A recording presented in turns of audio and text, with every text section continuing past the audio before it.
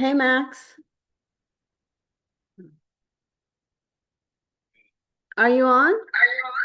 Yeah, but how many you don't? Hold on. What? I can't. Hold on. Hold on. I need to mute myself. Okay, how come I don't see you? So yeah, I'm in it. Okay, I guess two participants. I guess I'm one. Oh wait, let me see what it says. Attendees. Yeah, you're in. Okay. Where can you see attendees? Um, Well, I guess I can't see because I'm in as a user. right, So all right. I can do is chat or raise hand. So one panelist can share at a time. Crap. Oh, Advanced sharing. Huh? this goes well. Me too. So I'm wondering, should I just go ahead and put up my screen? Because what I think looks so terrible, and I'm trying to share, is when people are fooling around and, Yeah, I have it up now. okay, let me, Share now. And it's recording, right? So it's recording. We can, in a way, I think is smart. okay, Is do you see it? I see it. Okay. So no matter what, at like 6:35, right? Start. Mm-hmm. Because what we're gonna do then is we're gonna use this thing, right? We're gonna get the recording, you'll send it to me. We'll do some light editing, just put out this me and you talking right now. Right. And then that way we can have it hosted, say, hey, look, you missed the webinar, blah blah, Okay. you know. All right. Okay. So I know people are coming in here. Are people coming in? Oh, I think they can just come in, right? I don't think I set it where I have to allow them in. No, yeah, I'll ask you to send through my email. Okay. It's interesting because the emails that I got, they had two different, I was going to ask you about that. Um, one was like EC1 Messenger and the other one was MSGS NDR for the people who confirmed. Just the way that it came in. It's interesting. Well, we'll see. Yeah, okay. So then and then I can, when I stop sharing, then they can see. I guess Yeah. it's just me. Yeah, because it always looks messy when people go, okay, now I'm going to share my screen and you see all this stuff. And I was like, ugh. But then here they only get a little of me from the beginning. But I guess that's okay. Guess it's less chaotic. Oh, don't do that to me.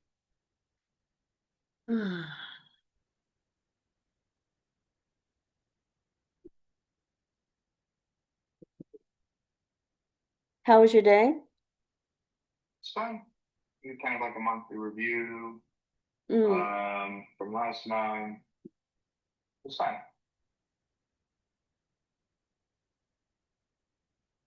My only real concern. hmm. So we texted everybody the link because I was testing the emails, Right. and sometimes they went to spam, and you know what I mean? Just Hmm. because like the spam filters are hard now, Right. so that's why I'm like, ugh. Yeah, they are So hard. So much of my stuff goes to spam. it's hard nowadays to do this stuff like you're supposed to. You know, it's hard to do it easy. Mm, If somebody hops in here because they can't hear me, we're talking over the phone, they're gonna think you're just talking to yourself. okay. So I'm just letting you know. All right. Well, it's still 10 minutes. Yeah. Well, hopefully that wasn't too. What can we do about that? There's things I can do. It's just a long process. Like you need to get approvals, you need to update things. I think no matter what, I think we do another one of these. In whatever time frame makes sense, 2 weeks or whatever. Right. Depending on not depending on the results of the day, but a little bit kind of regardless. And then we kind of Right. just see like we make sure I'm tracking through. I'm seeing all the reminders, the 10-minute reminders go out. Okay. So all the systems, unless it was an email that bounced, are operating accordingly. What's the percentage of emails that bounced? Do you know? No, I can get those numbers though. Okay.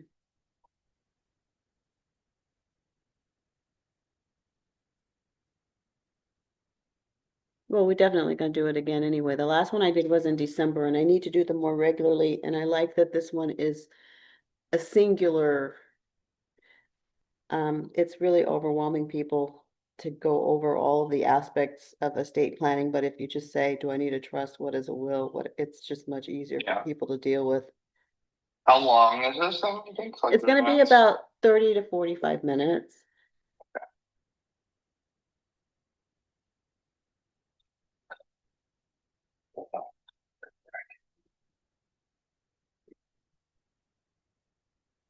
So if people, can I see them coming in or no? I don't know. I can't right now because I am. Because you're doing sharing and everything. Mm-hmm. I don't know. Hmm. I think probably afterwards, like you might go through this thing and be like, great, I did that whole thing just for Max. You know? Here, but there's more good news than bad news. So, like we have all these leads. People are obviously interested. Right. We don't have any bad news yet. I'm just projecting. I'm unsure, Yeah. So are you able to see participant numbers? No, because I'm just like a user. Like I wouldn't be able to. Okay, well, that's, I guess, the difference with webinar because you can do it with a regular Zoom, you can see that. No, that really Zoom, we can all see how many people in there, but you don't want to do regular Zoom. No, that's true, but that I am curious about that. Yeah.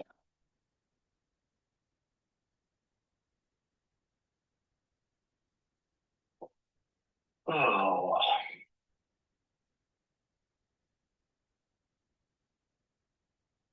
Darn, I would have to have this on. How can I see that? And I don't want to mess up my screen now. I don't want to exit full screen. There must be an easier way.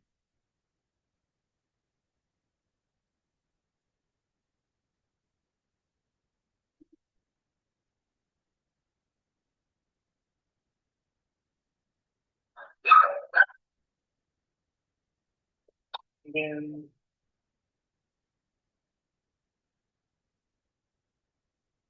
so how the systems work, we did the text, like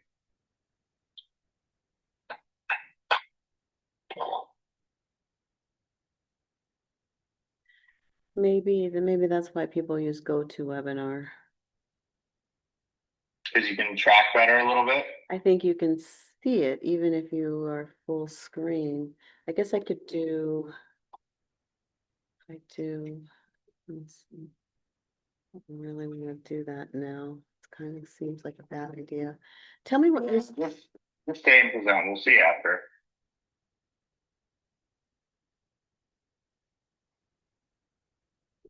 And then, regardless, afterwards, everybody will go into a drip campaign. They'll get your freebie. They will get some messages to schedule an appointment with you. Okay. And they will get a phone call. I'll have my guy call you to try and schedule them. Okay. Okay. So yeah. And say, hey, you signed up for the webinar, and we can either ask them, hey, did you get a chance to attend? Right? Mm-hmm. Yeah, I understand the script in mind. Okay.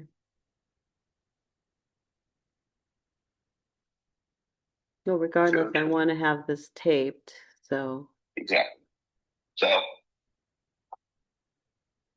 yeah, you should center yourself a little bit more on camera, a little bit to the This way? There you go. Okay. Yeah, very nice in the middle.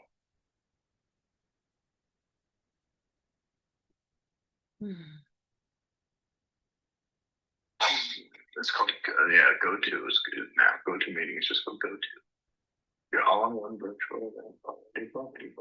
Maybe we do use this. Seems like everybody's using it now. Next time. I have think about it. I have 625. What do you have? Same. Okay. The time? Like, Yeah. why wouldn't we have the same time? It's 2025. Like, this isn't we're not gonna be off. I would say at 6:30 on the dot. No, like 6:31. 6:31. Pretend Okay. like hang up on me. Do your intro. Say we're gonna give it a few more minutes for everybody else to join, and then like latest 6:35, but probably closer to 6:34. Just start. All right, Okay. and then pretend like there's 100 people in here.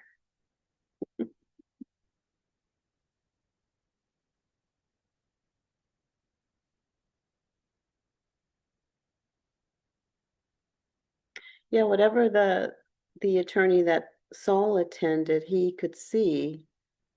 Yeah, next time we're gonna use go-to. I like it. I'm already seeing things that I like about it. Yeah, we'll use it. Are you in? It says waiting for host to open. I've been waiting What? six. I think you have the wrong link, so I think he's on like the Calendly link. He needs the webinar link. Do you have the Because I think we webinar registered link? him with the Calendly first when we were testing that.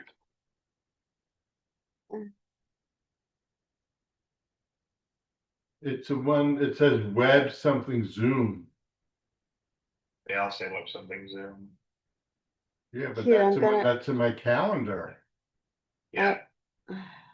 I'll send this to you. We'll see if it works, honey. Yeah, but did everyone else, which one did everyone else get? Everybody else got this one.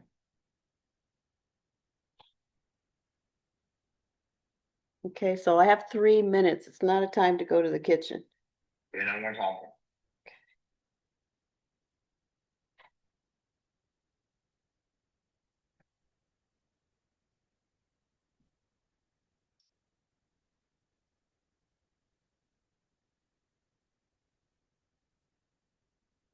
Hmm.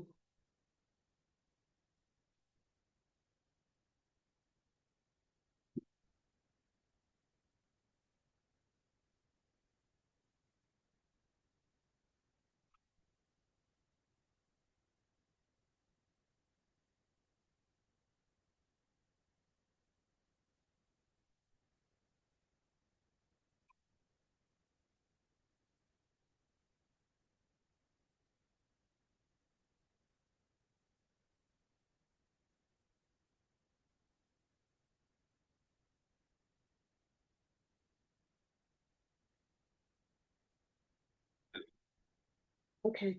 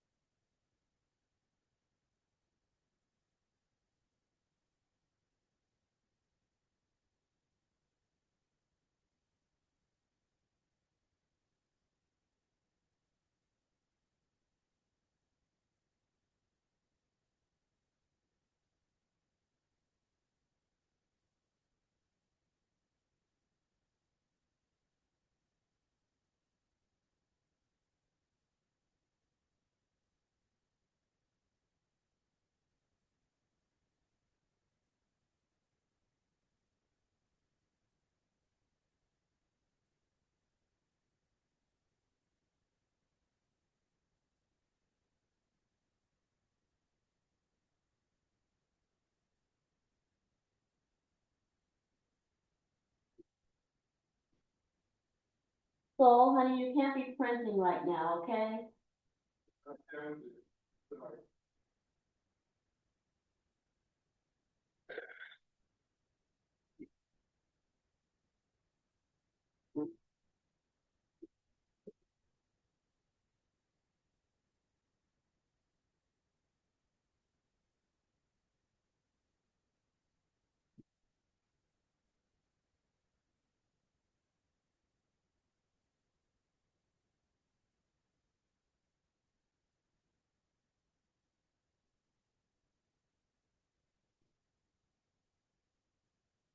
Okay, good evening, everyone. It is exactly 6:30, and I do respect everyone's time.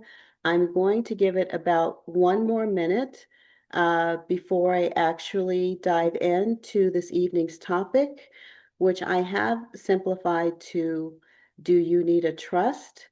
The most common question that I receive as an estate planning attorney is, do I need a trust? And we're going to hone in specifically on this topic.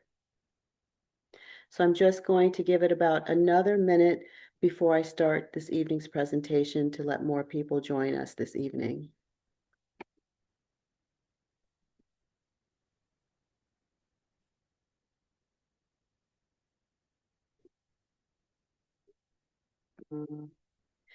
The first thing that I actually think that I should do is introduce myself. My name is Denise Littell. I graduated from Seattle University School of Law several years ago. I am licensed to practice law in Florida and in DC. I really only truly do estate planning in Florida. I worked for about 15 plus years in the trust industry, which really means that I was working in banks and trust departments, assisting individuals who had trust, and I was working as their advisor with regard to what it is that they could or could not do, or what funds they could receive actually from their trust. So my expertise lies mostly in the trust area. How exactly did I get here? Well, I do have to go to my parents, Fred and Deloise. My father was a career military man, and he fought in both Korea and Vietnam. When you are in the military, you are immediately given a will before you head out for combat. So when you are told you're going to be heading out for war, they call you in, they have you sit down, they do a will and provide some other kind of benefits for the family in the event that something happens to you. So if you grow up in this environment, you're pretty used to thinking about the fact that you could lose one of your parents.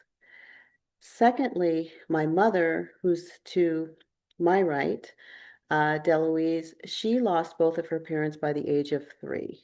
Her mother at 2, her father at 3.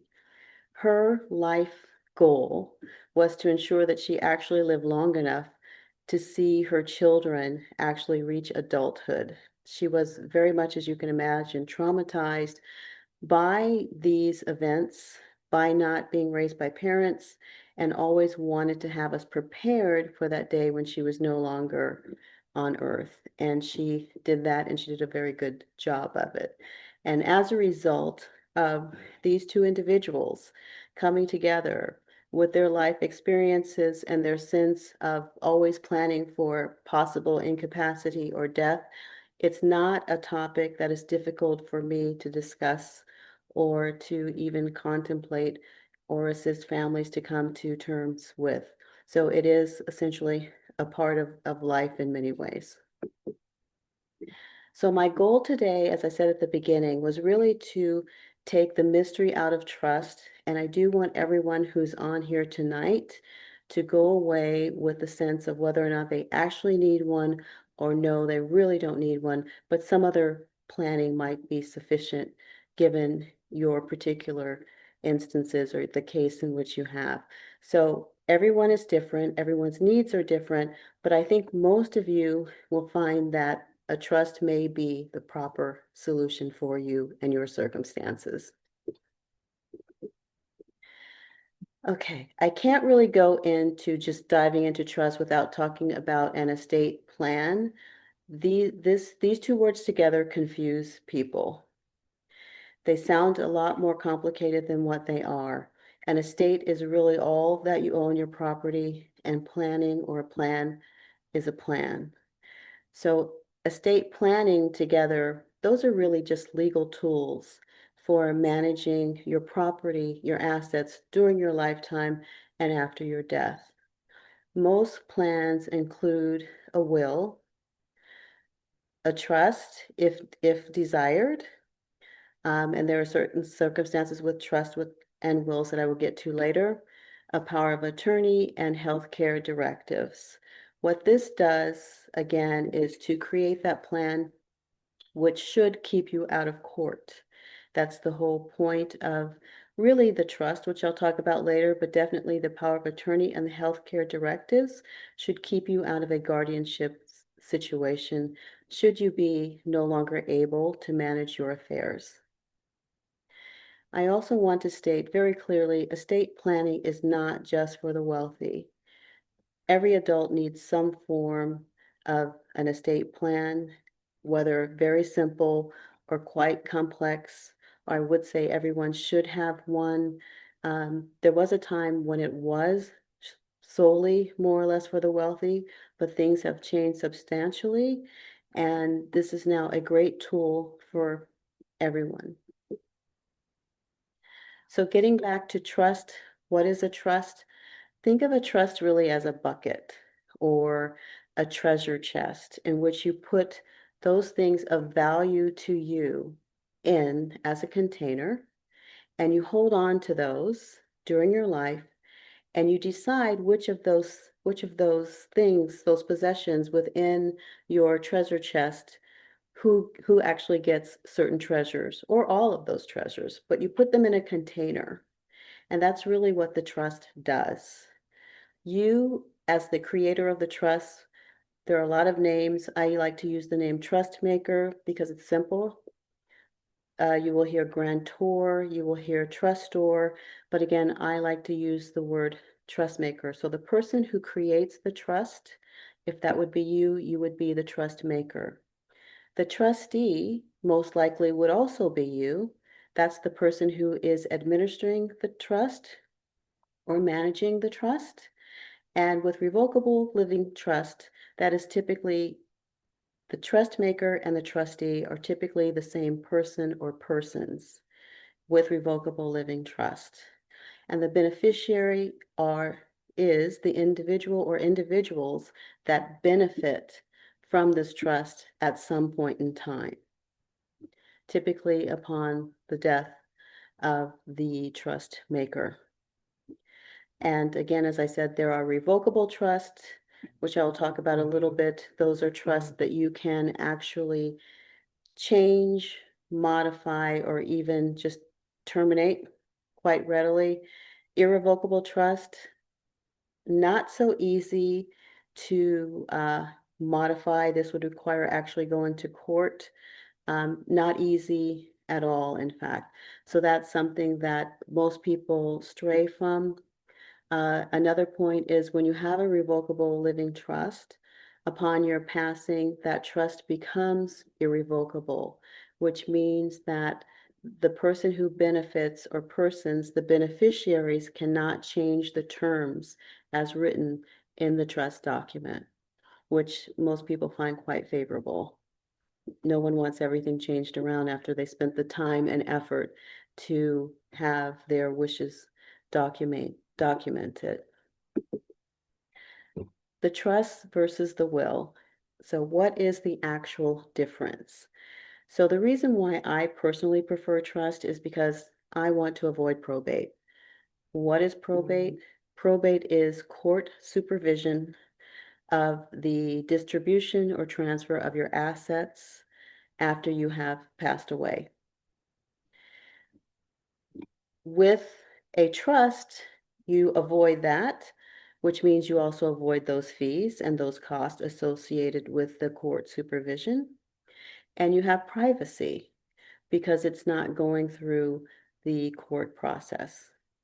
With the trust, you manage the assets, your possessions during your lifetime, or the trust manages it during the lifetime and also upon your passing. Of course, you as the trustee would be managing those assets. The will is really only for what happens when you pass away. It does require probate, so court supervision of the transfer of those assets. And it's only, as I just said, used for when you are no longer here. It has nothing to do with anything during your lifetime. So what the trust can do that the will can't, just to quickly go back over that, is number one, avoid probate. Secondly, it maintains privacy if that's important to you. Third, you can plan for your incapacity. So that again gets into who will be looking after your affairs when you're no longer able to, particularly financially. Fourth, it controls distribution, and a good example of that is you can determine in a trust, for example, if you have children who are minors, that you don't want them to receive any funds from the trust until the age of 21 or 35, or until they have reached a milestone, such as graduated from college or graduated from a vocational school. You can control that based on the language within your trust document. Trust can also protect assets. Revocable living trusts are not really utilized for that purpose. Um, there would be other mechanisms that would have to be in place in order to actually protect assets, because again, if you create this revocable trust for yourself, you still have control over it. So because you still have control over it, it's not a real tool for protecting assets, so to speak. The most common reasons that you need a trust. So I actually, here I have down, you own property in more than one state. But honestly, and if you're living in Florida, you own a home. If you own a home, that's pretty much enough to want to do a trust. Given today's housing market, houses are very expensive for most of us. It is actually our greatest asset in terms of value and should be treated really accordingly. So I would always recommend anyone who owns their own home pretty much to have a trust, but most definitely if you own several properties throughout the country or even one other property in another state, you should definitely, I would highly recommend a trust. If you own a business or rental properties, again, you should have a trust. You would want to set forth how you want the continuation or discontinuation of either your business, or if you want rental properties to be retained or sold or whatever those terms may be. You would want to minimize estate taxes with a trust. This is not anymore such an issue. Essentially, in Florida, we don't have estate tax. And secondly, the bar now is so high for the federal estate tax. So if you have more than, it is now at 19.9 million, then you have an estate tax problem. Most of us don't have to concern ourselves with that. But there are some other ways in which a trust can be useful in terms of taxes. You have a blended family situation. I would always recommend a trust under these circumstances, a lot for the privacy part of it, more than anything, but blended families do require special care and consideration, and a trust would definitely be the way to go. And definitely, if you have a loved one with special needs or disabilities, you definitely want to have a trust for that individual. You want to have a trust set up for yourself, and you want to pass it to that individual in a way that does not interfere with any public benefits that they may be receiving now or even in the future. So that's very, very key. So I thought I would, at this juncture, share a recent client's story that occurred. I was actually referred to a client who'd actually already done her estate planning. So that happens quite a bit. And number one, she wasn't really sure that she'd actually done her estate planning. So that was one thing. But when she handed me her documents and I reviewed them, I told her, well, you actually have a trust. So then I actually started looking through more documentation, and I discovered that her trust was never funded. So that's what that really means, is that her assets, her property was never transferred into the trust, which means that the trust is basically useless. It's just paper. Because if you don't transfer your assets into it, you can just as well pass without a will or a trust. It's still going to go directly to probate. You went out, you made the effort, you paid a few $1,000s, but it was not funded. It does nothing for you. This is a very, very common issue with people who actually go out and have their trust documents drafted and get home and place them on a shelf and forget about the conversation that they had with their attorney about transferring assets. In my practice, I actually do that part because, again, I don't want anyone walking away with a bunch of papers that are at the end of the day not going to be helpful for them. This client also had, in addition to a trust that was not funded, an adult son with disabilities, and there was no planning for his care. She thought that there was, but there was none. So what I am now doing in this particular case is setting up an ABLE account. So ABLE is really achieving a better life experience. It is an account that operates very similar to the 529s for college funds. And what it allows is for an individual who is on public benefits to actually utilize funds in this account for basic expenses. And it also, most importantly, allows them to save money. When you are on public benefits, you really can't have more than $2,000 at a time, which you can imagine how frightening that can be. This gives individuals with disabilities on public benefits that opportunity to save and to utilize those funds for some very basic needs, including housing, which is a very, very big deal. I'm also setting up a pooled special needs trust. Special needs trust, like the ABLE, give an individual the opportunity to have funds, money, without being disqualified from government benefits. Now, there are more restrictions with the special needs trust in terms of how it is utilized.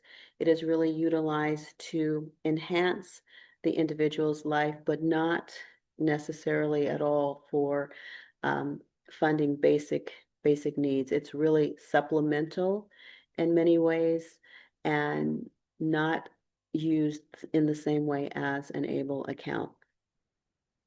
Also, there was no plan for care. So mom was not young. He had some siblings, some local, most not local. There really wasn't a plan for who was going to do what, if at all, and what happens if none of them come through. And that does happen on occasion. Sometimes older siblings are so busy with their own lives, their own kids, their own careers, excuse me, that they are not available to assist a sibling with special needs. So this is really a perfect example of really how comprehensive estate planning can be and how holistic it should be. It should cover all the bases for a family. It should consider all instances. So it's not just about setting up a will, setting up a trust, excuse me. Hopefully this will get better. It's not just about that. It's about planning for an entire family's situation. So when do you not need a trust? Well, honestly, if you don't own a home, you rent, you are maybe a digital nomad, or you just are a minimalist. You don't have much. You can positively say that you don't need a trust.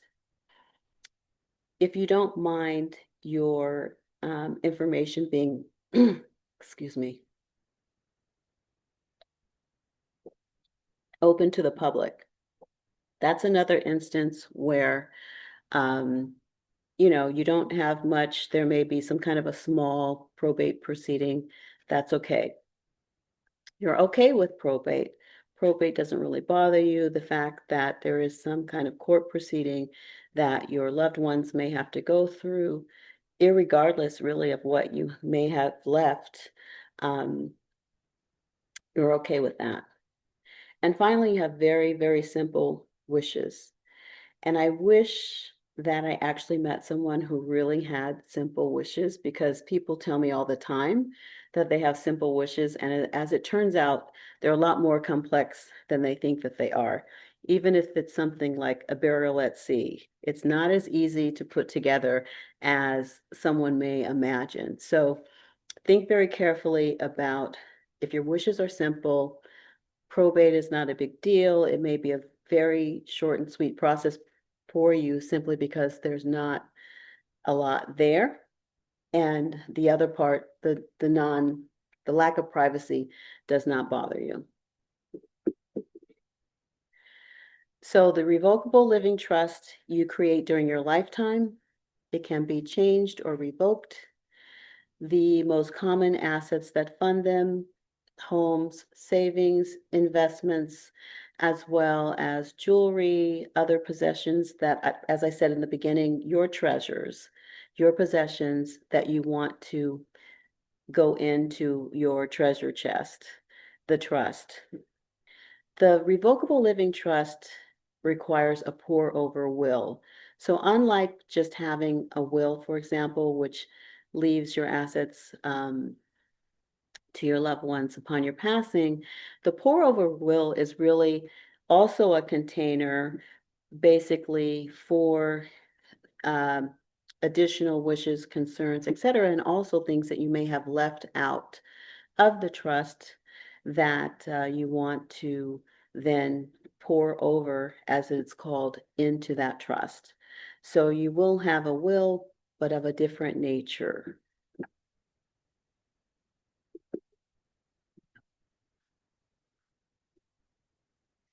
And I accidentally pushed on the same, oh my God. Okay. My apologies here. I have pushed on the wrong button and I am now having difficulties finding my slides. I was on the revocable trust situation and I have now literally lost the slides that I was on. Let me see if I can get back to that.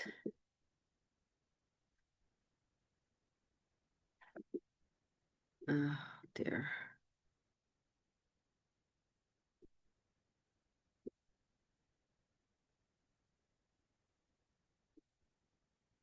I'm going to ask you to please bear with me for 1 second while I try to get back to those slides.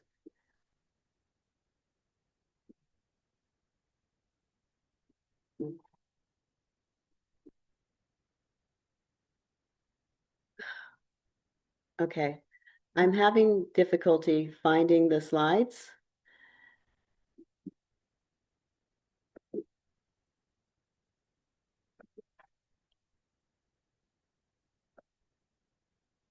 I am going to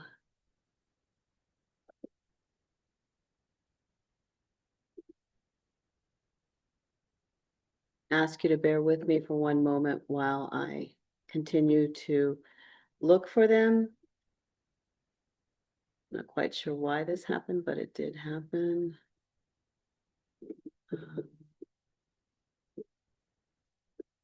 Here we go.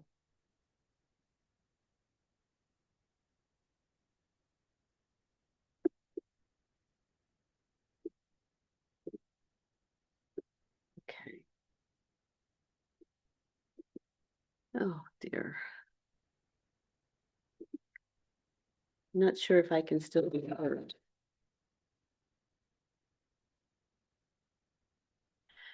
So how a trust works essentially is you create the trust, you fund the trust with your assets. I'm trying to get back to sharing these slides. My apologies. I'm not quite sure why that happened or what happened. I was trying to see.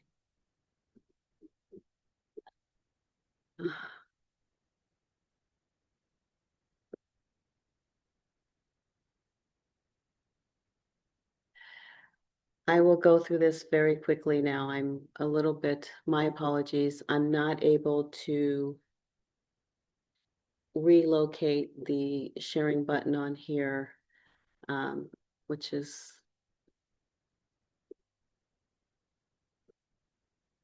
unfortunate. Um, Again, how a trust works is you create the trust, you fund the trust with assets, and the trustee, as I mentioned earlier, manages the trust. And the successor trustee, so the person who steps into your shoes once you are no longer around, distributes or administers the trust after your death. Let's talk a little bit about the cost of doing nothing. So the cost of doing nothing, so no will, no trust means probate, okay, court supervision.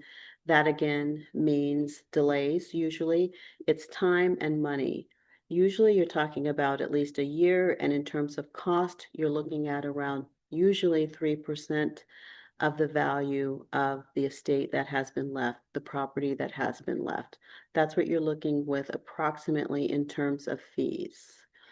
The cost of nothing also increases the likelihood of family conflict. That's something that you simply do not want to have.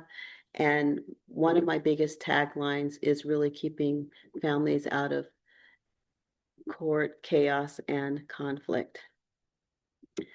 Additionally, there's loss of privacy, which we have discussed. You don't want that. And the costs again are much higher later all around.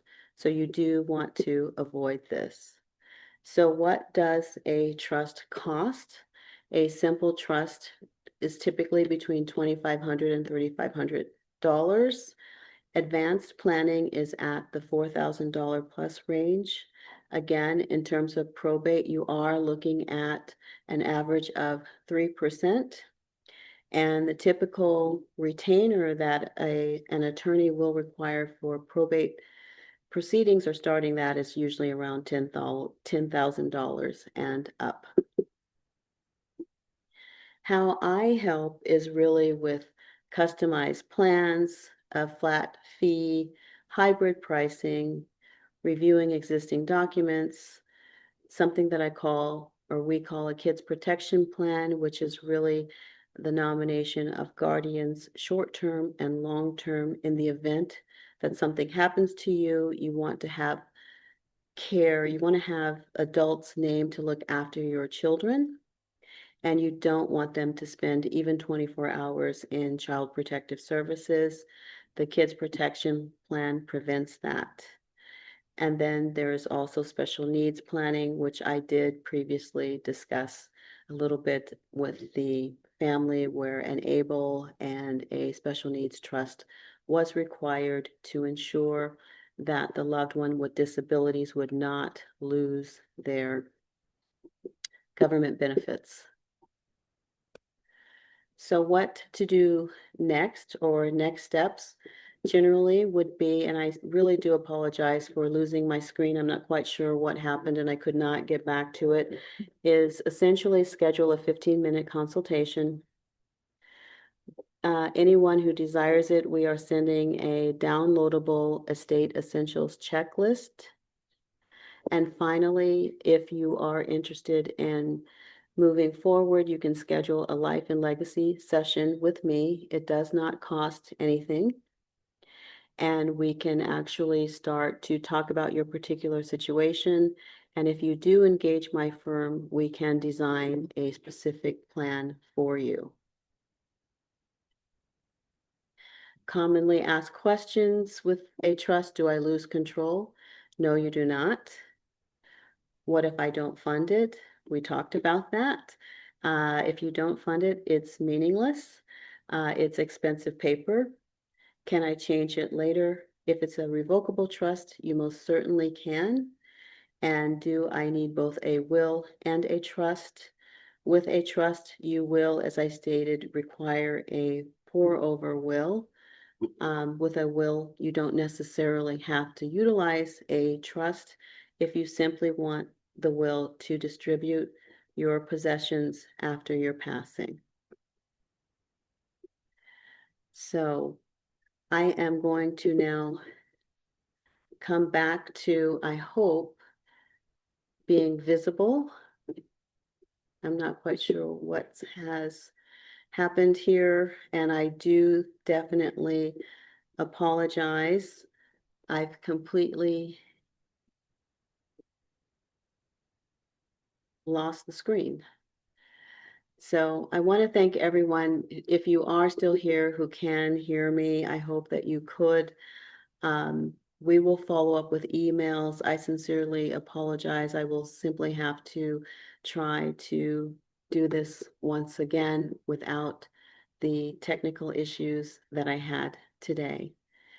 Thank you, everyone who has attended. And again, we will follow up, and my sincerest apologies for what has happened with this screen.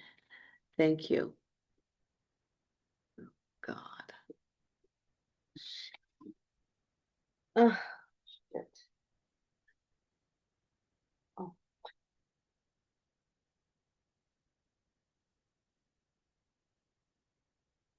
It all says people can still hear me.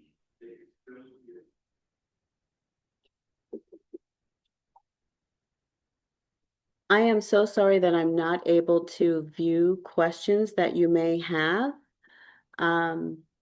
One moment, I'm trying to get in touch with someone who can assist technically.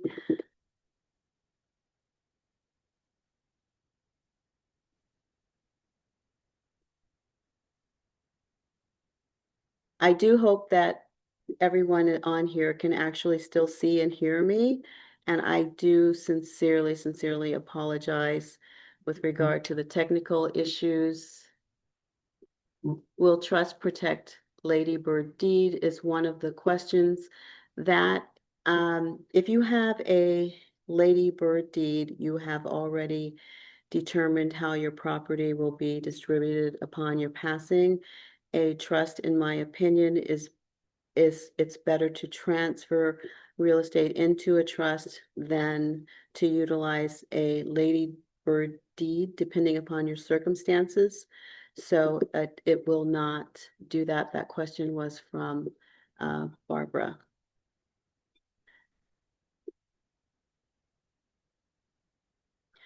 Okay. That was the question that I actually saw. Thank you so much, Barbara. And I will again will trust protect Lady Bird deed. Lady Bird deeds are very in right now.